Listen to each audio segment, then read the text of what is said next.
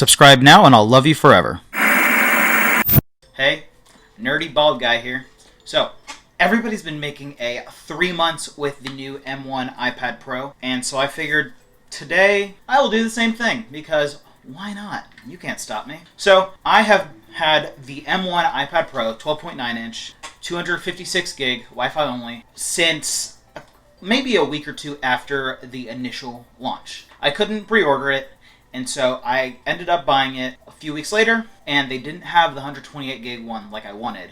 So I got the next one that was available, which was the 256 gig, and it wasn't too big of a price hike to where I wanted to wait. So I ended up getting this one. One of the reasons I got it is because my 2018 iPad Pro 12.9 inch, which is the one I was using before this, was kind of lagging a good bit with LumaFusion, to the point where I wanted to start looking for a new iPad. It was a 2018 model, and I would still suggest the 2018 model to anyone. But if you're a creator, maybe not. The M1 chip in this product is awesome.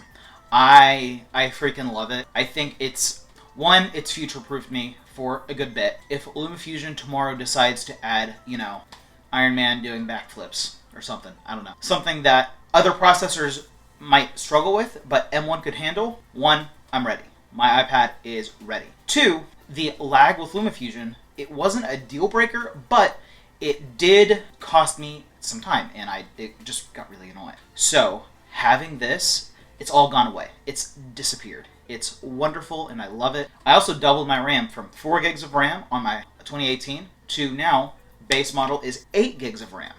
That's awesome. I had a drum track open. I was making a drum track on GarageBand, just kind of learning how to do these things. For a song, actually, coming on my other channel. Go check that out in the beginning of September. Anyways, I was making this drum track, and I left it for a few days. I came back, and I reopened the app. I didn't close the app or anything. I just went to the window selector and found the app, clicked it. It didn't have to reload or anything.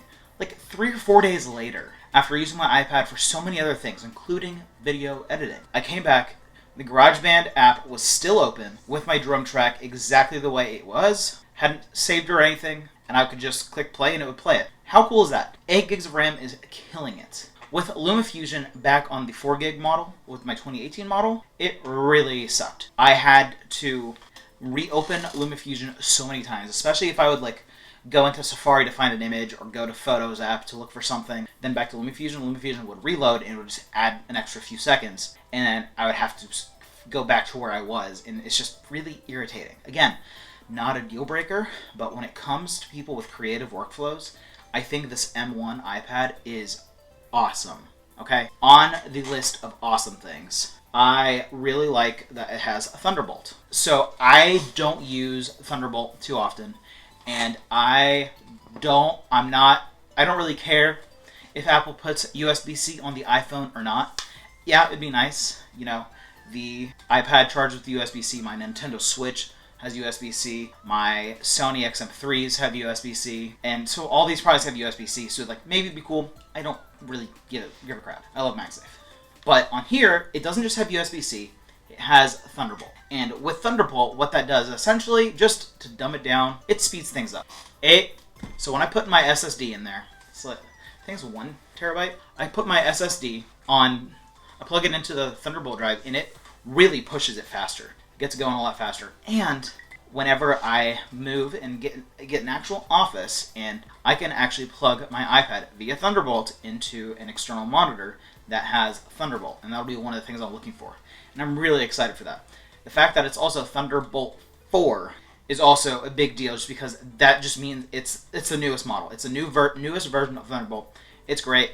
I like it. Again, if you're not doing anything creative, really, if you're just a student, go check out my last video on that. I think the other models are better for you, because when this new one came out, they got cheaper. But if you're someone in this creative workflow, or you just have the money for it, this M1 iPad, even the lowest model with 8 gigs, I think it is phenomenal. I love it. Now, one of the things that the 12.9 inch has over the 11 inch M1 is the screen. It has a mini LED XDR display. It is really nice. It's so good. But I don't use it that often. I don't specifically go and watch HDR content, HDR content on my iPad. I've been watching through Naruto. I've never seen it before, so I've been watching through that. It's not HDR, so you hate to see it, but I do watch on my iPad, and it looks great, and it handles great too. But when I have watched, like Zolotech post some videos in HDR, and I love it, and I always specifically watch those videos, the HDR ones, on my iPad Pro, because I just absolutely love the mini LED. Also, the screen does oftentimes look brighter, and I love the brightest screen ever. I get really gloomy when it's gloomy outside. I have my phone constantly at the highest brightness. I have my iPad constantly at the highest brightness. And the 12.9-inch 2018 was never bright enough for me, so I do like that as one of the benefits you get with this mini LED display. The blooming issue has never bugged me. When I'm in LumaFusion or taking notes, I don't really notice it. I'll notice it a little bit in the Notes app, I will say, when I'm in dark mode typing, but it's not bad. It's not where I even notice. If somebody pointed out, maybe I'd notice. But if nobody ever pointed it out, I would never notice. So, all in all, that is what my 3 months of using this M1 iPad Pro has looked like, and that is what I've done with it. Mostly video work, creative work, a lot of typing, a lot of note-taking, and all of this is stuff that I could do on a 2018 model. But there are certain things that just make the world of difference, that push me to get, instead of even the 2020 model, it pushed me to get the 2021 model. And that is the M1 chip with creative workflows. So if you want video in a sentence, is if you're doing anything creative, whether that's photo editing, video editing, audio editing, anything of the sort, the M1 is going to push your productivity to the next level. It's going to help a lot. Also, the RAM boost is not going to hurt you at all. It's going to be great. And having the Thunderbolt is going to be very beneficial as well. And then having the mini LED, depending on what kind of content you're working on, might also be a benefit for you. But if you're just going to school, if you're using your iPad just for fun, but you really want the Pro for some reason, the 2018 or 2020 models are great. Even I'd say the 2018 over the 2020.